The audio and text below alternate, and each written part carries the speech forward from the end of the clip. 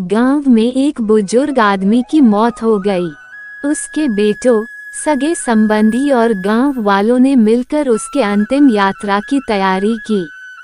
उसकी अर्थी तैयार की गई और उसे शमशान की ओर लेकर जाने लगे। अभी वो लोग कुछ दूर ही पहुंचे थे कि वहां पर दूसरे गांव से एक आदमी आया।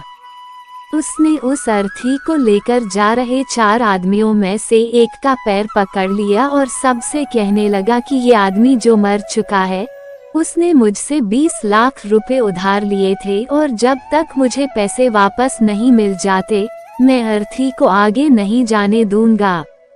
मृत व्यक्ति की बेटों ने उस आदमी से कहा कि पिताजी ने कभी इस कर्जे के बारे में हमसे जिक्र नहीं किया, इसलिए हम तो ये कर्जा नहीं देने वाले। जब बेटों ने ही मना कर दिया तो उस मृत व्यक्ति के भाइयों ने भी कहा कि जब बेटे ही मना कर रहे हैं तो हम भी इस कर्जे की जिम्मेदारी नहीं लेने वाले हैं। शमशान यात्रा में शामिल कोई भी आदमी पैसे देने के लिए राजी नहीं हुआ। दूसरे गांव से आए उस आदमी ने अर्थी को आगे भी नहीं जाने दिया, जब तक कि इस घटना की खबर घर की महिलाओं तक न पहुंच गई। मरे हुए आदमी को एक बेटी थी। जब उस तक ये खबर पहुंची तो उसने एक पल भी ना सोचते हुए अपने सारे जेवरात और कीमती वस्तुएं लेकर वहां पर पहुंच गई और उस आदमी को वह सारी चीजें देते हुए बोली, आप इन चीजों को बेचकर पैसे ले लीजिए।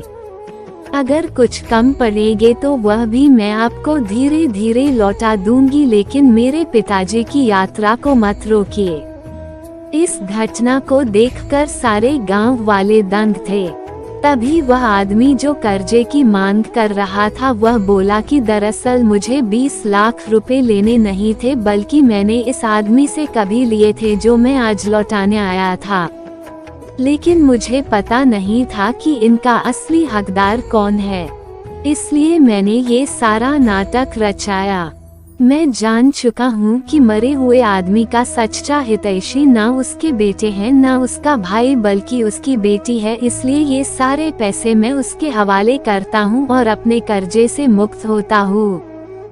थोड़ी ही देर में जो घटना घटित हो चुकी थी उससे बेटों के, भाइयों के और बाकी रिश्तेदारों के सर शर्म से झुक गए। इसलिए हमेशा दुआ करना कि हर किसी को एक बेटी जरूर हो, क्योंकि बाकी सब तो माता पिता की दौलत को अपना समझते हैं, लेकिन बेटियां माँ बाप को ही अपनी दौलत समझती। दोस्तों, अगर आप शिक्षाप्रद कहानियाँ पढ़ना या सुनना पसंद करते हैं तो हमारे चैनल को please like, share and subscribe करके हमें सपोर्ट करें। धन्यवाद।